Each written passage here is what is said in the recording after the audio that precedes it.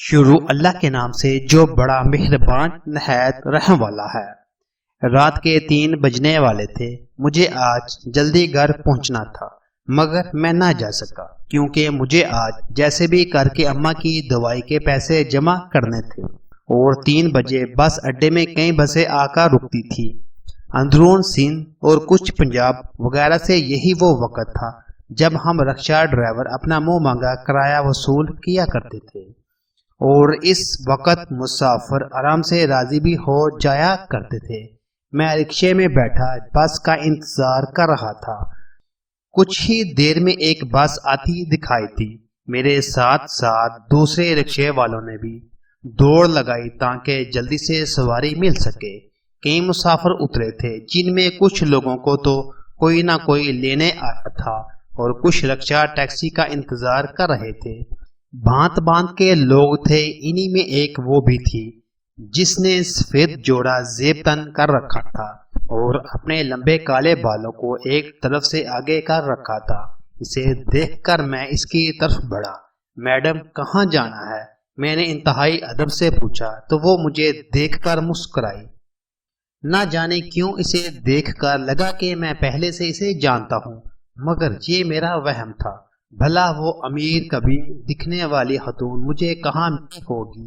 مجھے گلشن جانا ہے۔ وہ اپنا بیگ اٹھاتے ہوئے بولی، ارے آپ رہنے دیں میڈم، میں اٹھا لیتا ہوں۔ میں نے جلدی سے ان کا بھاری بیگ اٹھا کر رکشے پہ رکھا اور ان کو بیٹھنے کا کہا۔ میں حیرت میں تھا کہ اس نے کرائے کا نہ پوچھا نہ کوئی بحث کی۔ وہ ایک ادا سے سوار ہوئی تھی۔ میں نے رکشہ سٹارٹ کر لیا تھا اور ان سے پتہ پوچھنے لگا۔ اس نے اپنا بلاک نمبر اور بنگلہ نمبر بتایا۔ کیا نام ہے تمہارا؟ میں منزل کی طرف گامزن اپنے خیالات میں کھویا ہوا تھا کہ اچانک اس نے پوچھا۔ میں نے چونک کر آئینے میں دیکھا۔ بے ظاہر وہ کھڑکی سے باہر دیکھ رہی تھی مگر توجہ میری طرف تھی۔ جی عمر نام ہے میرا، میں نے بتایا۔ بڑے لکھے لگتے ہو۔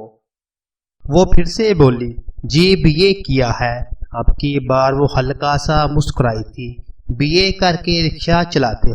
جی ہاں میڈم، کیونکہ ہمارے ملک میں تو ڈاکٹر انجینئر بھی بے روزگار بیٹھے ہیں، پھر میرا یہ BA کس کام کا؟ بھلا یہ پیٹ تعلیم سے بڑھتا تو ہم جیسوں کو محنت مزدوری نہ کرنی پڑتی۔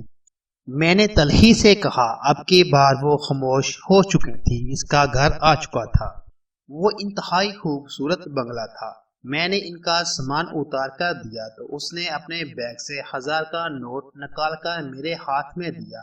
میں نے اپنی جیب سے پیسے نکالے اور 700 ان کی طرف بڑھا دیا۔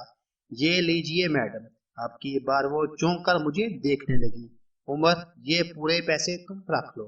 وہ مسکرا کے بولی، جی نہیں میڈم، میرا جتنا کرایہ بنتا ہے اتنا ہی لوں گا۔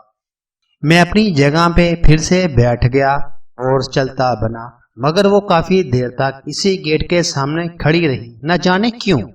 میں گھر واپس آ چکا تھا۔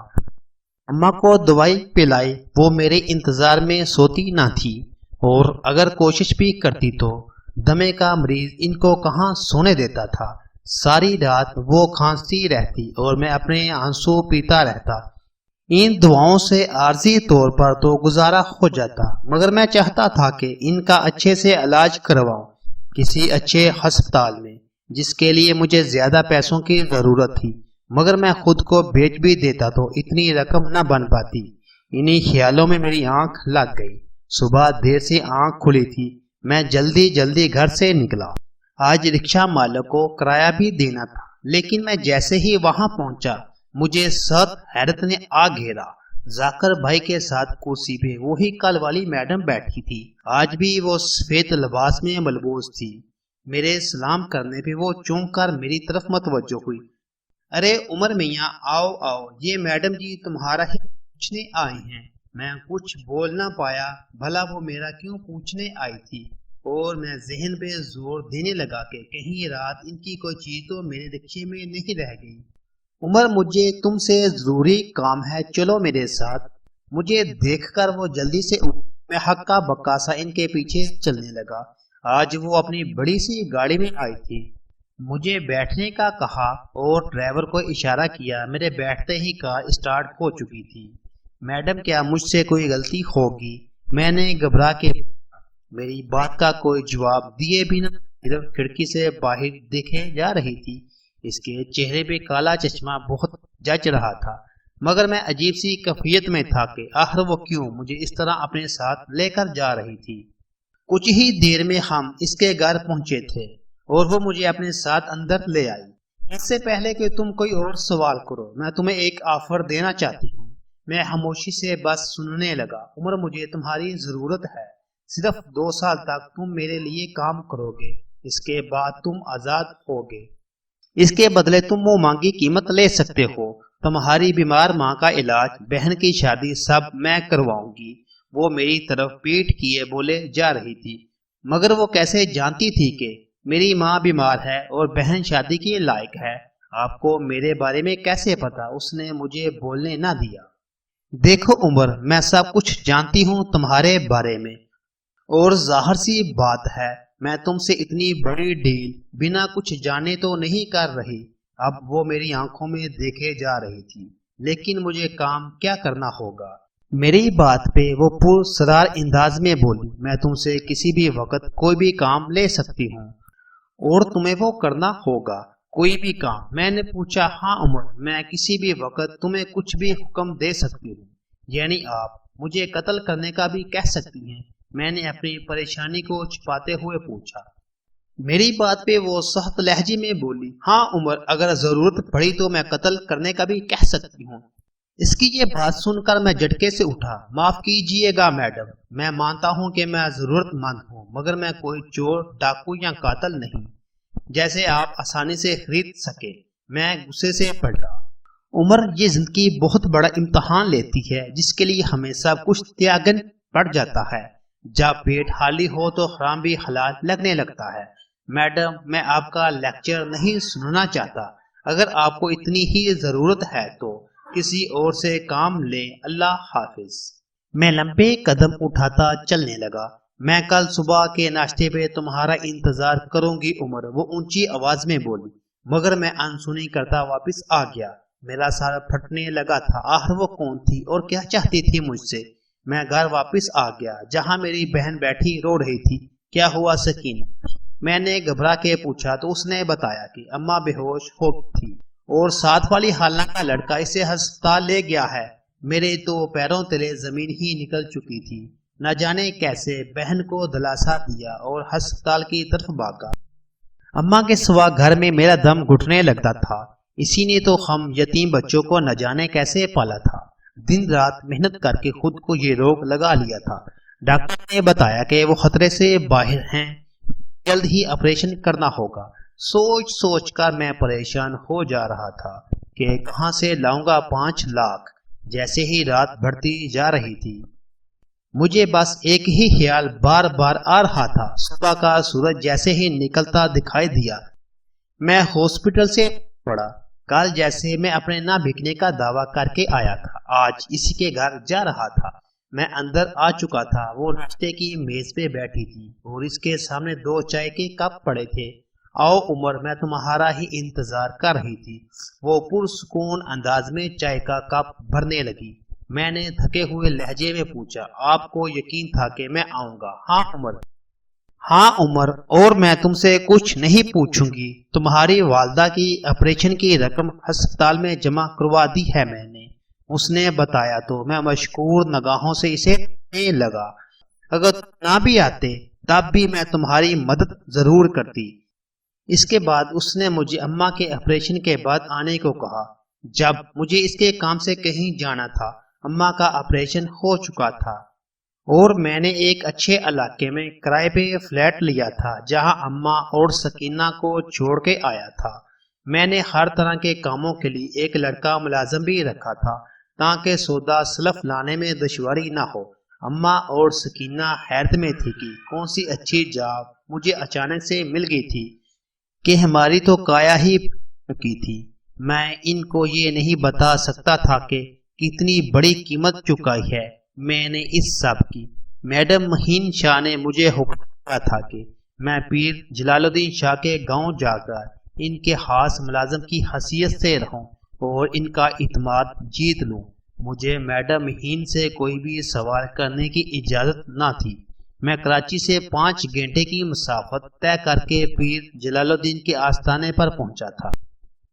1 ماہ کے اندر ہی میں نے کیسے بھی کر کے پیر صاحب کو یہ احساس دلایا تھا کہ میں ان کا سچا اور کھرا مرید ہوں۔ وہ اب مجھے ہمیشہ اپنے ساتھ رکھتے تھے۔ ان پیروں کو ہر جگہ ایک خوشمدی مرید کی ضرورت پڑتی ہی رہتی تھی تاکہ ان کی ہر جگہ گن گائے جائیں، اور یہ کام میں بہت آرام سے کر لیا کرتا تھا۔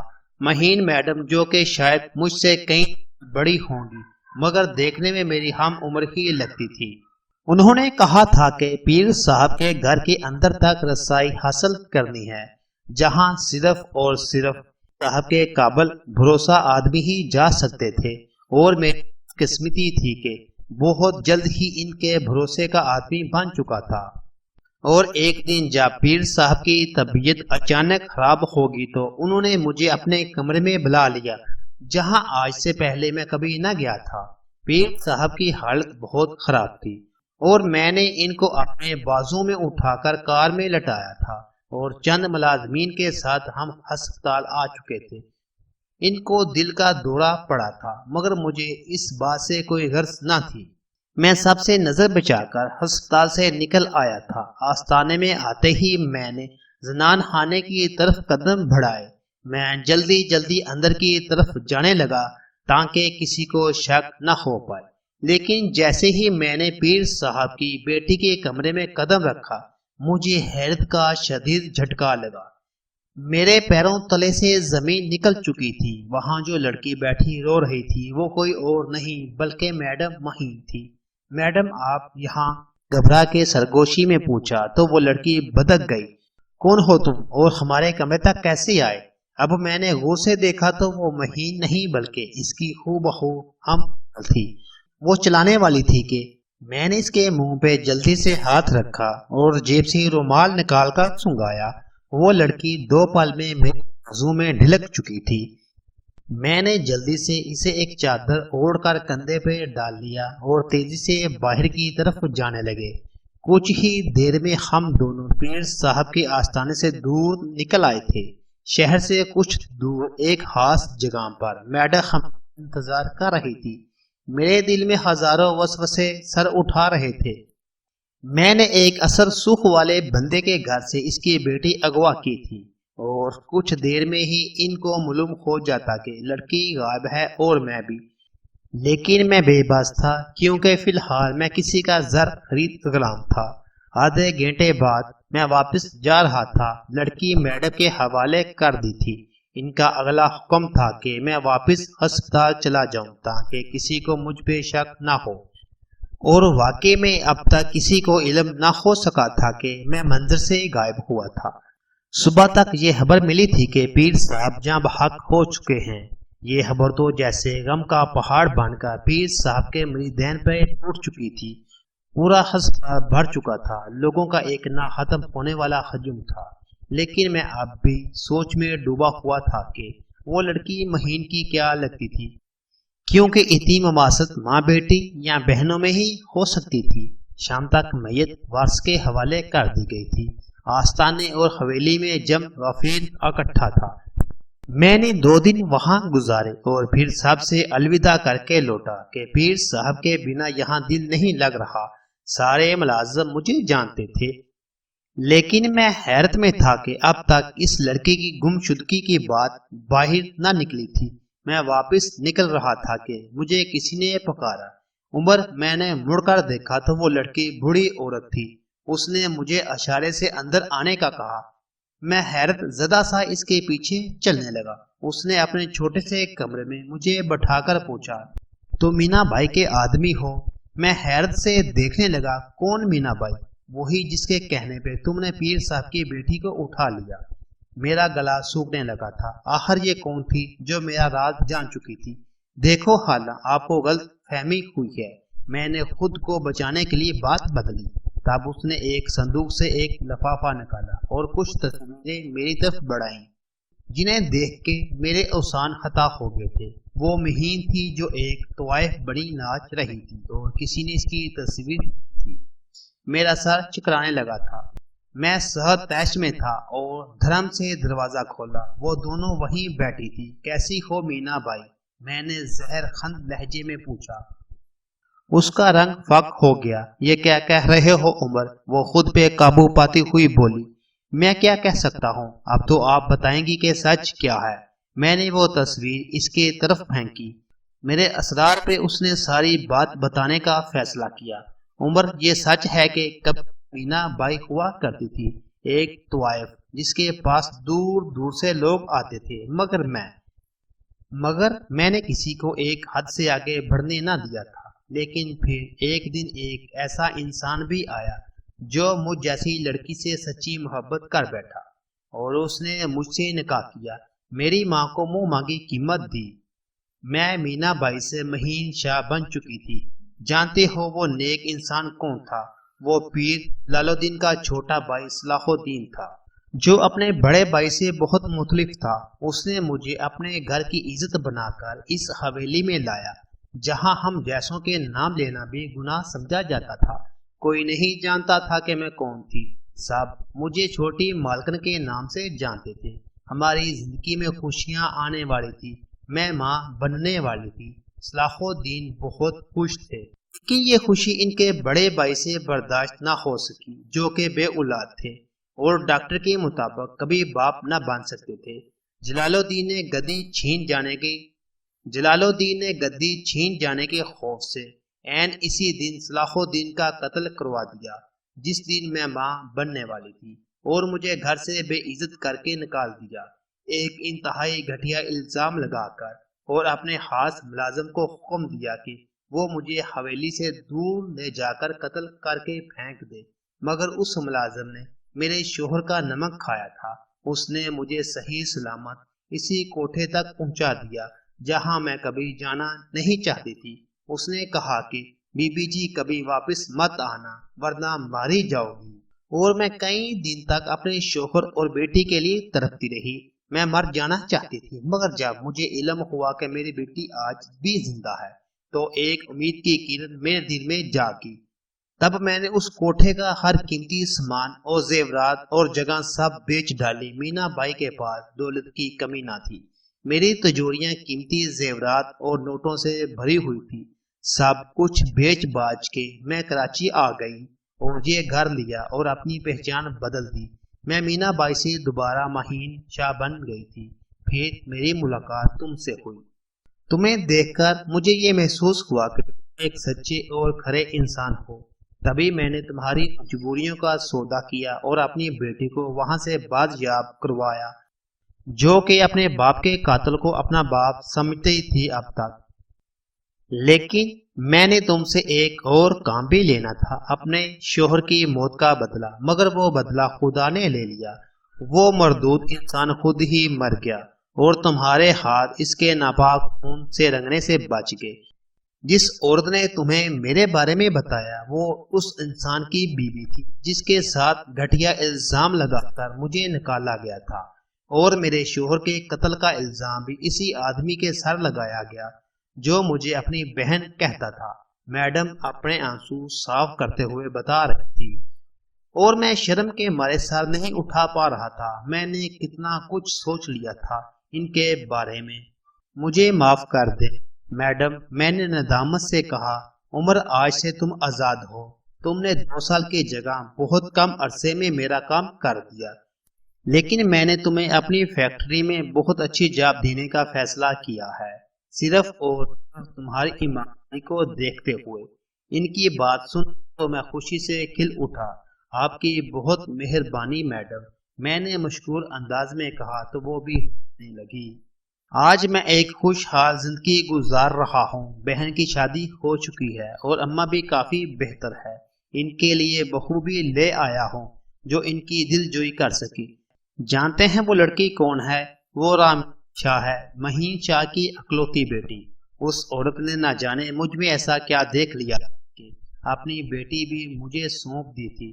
آج میں ان کو امی جان کہتا ہوں۔ وہ واقعی ایک عظیم عورت ہے جنہوں نے بہت برا وقت جھیلا اور ہمت کر کے اپنی بیٹی کو پا لیا تھا، اور مائیں تو ہوتی ہی عظیم ہیں۔